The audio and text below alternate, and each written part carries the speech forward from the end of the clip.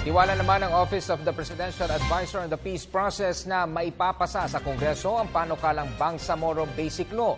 Ikinatuwa ng Legal Counsel ng Pamahalaan na si Attorney Ana Tarhata Basman ang mainitang pagtalakay ng BBL sa mga forum ngayon. Nangangahulugan niya ito na marami na ang interesado sa usapin, hindi lang ang mga taga-Mindanao. Kinatigan ng grupo ang usaping kinakailangan maging maingat ang Kongreso sa pagbabalangkas ng BBL. Dahil ito ay mas mahusay pa kung ang pag-uusapan ay ang dating ARMM.